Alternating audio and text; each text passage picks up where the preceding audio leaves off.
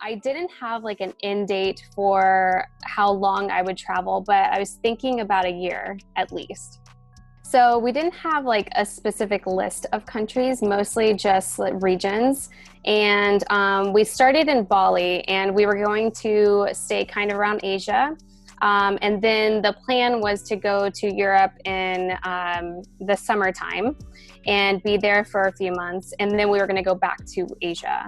But when we went to Bali, which was our first stop, that's when we heard about COVID when we were still in the States.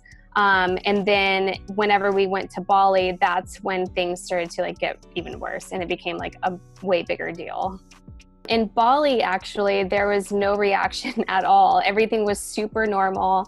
There were a lot of like friends and family that were calling me, telling me like that this is crazy, this is really bad. And like in Bali, it was just like nothing was even happening in the world. So at first it felt like a safe little bubble almost, like, oh, it's fine here, you know? But then it started to get concerning, because then it was like, oh, like Bali's probably gonna have a huge outbreak because there's no precautions at all. Like no one's even worried about it. And then after some people started talking to the locals, they realized that the locals didn't even know about it.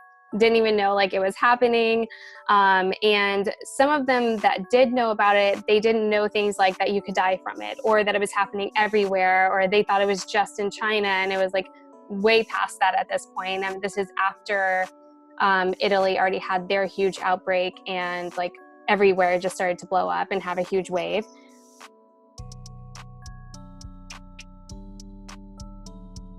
In the last like month or so, or ever since the coronavirus started, a lot of people have been coming into Bali, even from China. So lots and lots of tourists coming here from all over the world during all of this. And, you know, that's a huge problem, and no one's actually taking it seriously here. And the Indonesian government, because now Indonesia is getting a lot more cases and it's becoming a big problem, because a lot of people are actually dying too, because another issue is that the healthcare here is not very good.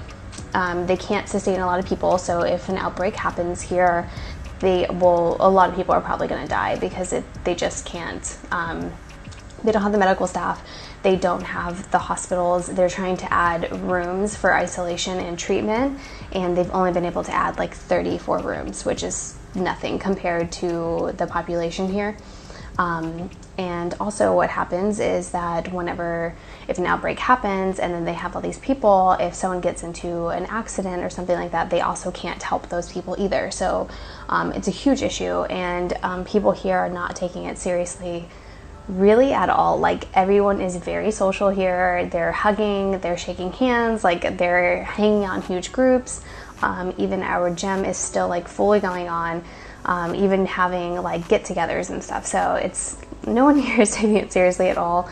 The Indonesian government has been caught and admitted to covering up statistics, not releasing actual death numbers, so they're just like spiking overnight, and they really aren't spiking. It's just that the hospitals are not reporting these deaths, and so it's a big issue. So we decided one night that we were going to go to Malaysia. Malaysia, they're very close. So we were going to go to Malaysia, and it was actually a visa run, because we only had a 30-day visa, which was also an issue, because if there was an outbreak or something happened and they shut down the airports, which a lot of islands did, like in the Philippines and like other places, then we would overstay our visa. And it's 1 million rupiah per day, which is about like $67 or so, like US dollars per day that you would go over your visa. So that could be like a ton of money.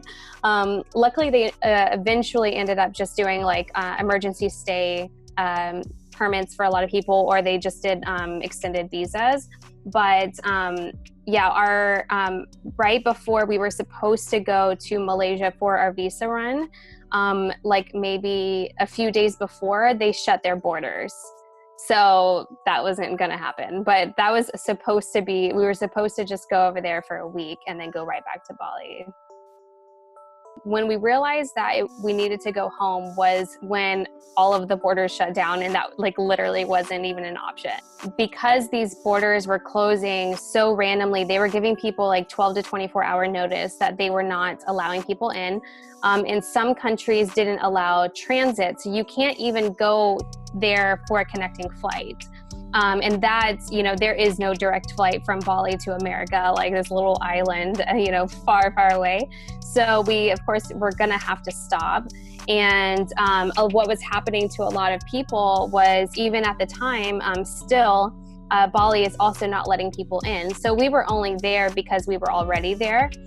So as soon as you go to the airport and you leave immigration, like, you are now stuck.